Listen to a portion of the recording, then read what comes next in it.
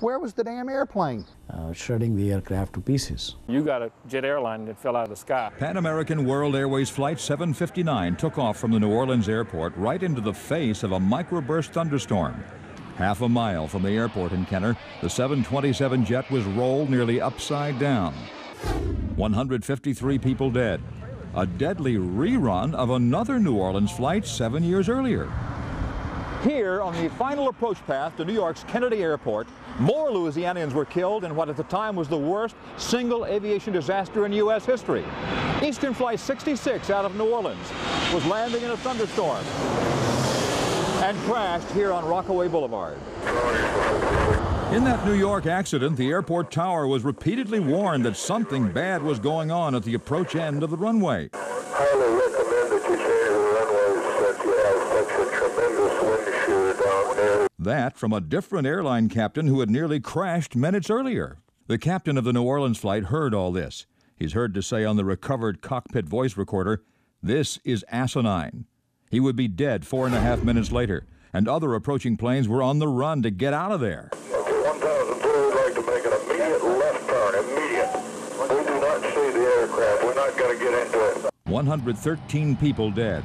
So had the aviation industry learned nothing from the 1975 crash?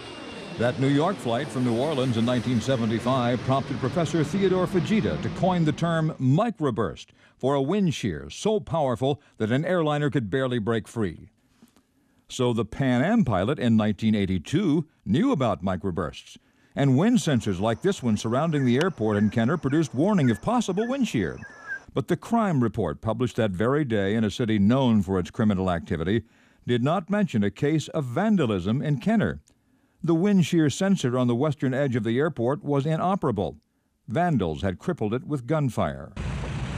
The 1982 crash in Kenner reminded the world something else about aviation never comprehended by the general public. Recovery teams were dumbfounded at the total destruction. I don't understand the physics of an aircraft taking off with that many souls aboard and disappearing in a neighborhood. Flight 759 struck 13 solidly built houses here in Kenner at a speed of 171 miles an hour.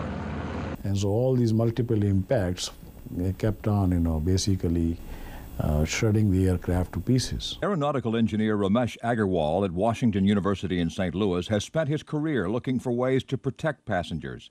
When aircraft fly this close to the ground, there's little room for error. So how can you help your chances for survivability? Is it safe to say that picking a part of the airplane to sit in is really kind of silly? It is. That has become a kind of a myth that people propagate, but I don't think it has any substantial value, substance in terms of scientific, reason.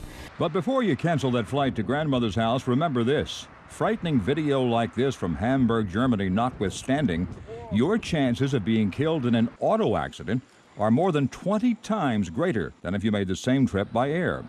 In terms of fatalities, according to one database, the safest airlines in America are the main carriers serving Baton Rouge, Delta, and Northwest. The 153 people who died in Kenner helped force improvements in understanding of wind shear and general safety. All of the dead, including these 7 from the Baton Rouge area, are still memorialized here at Our Lady of Perpetual Help Church near the neighborhood where they all died a quarter century ago. George Sells, WAFB 9 News. Thank you for checking out the WAFB YouTube channel. Subscribe now for more videos and live event coverage. And don't forget to download the WAFB News app on your phone for the local news and information you can depend on.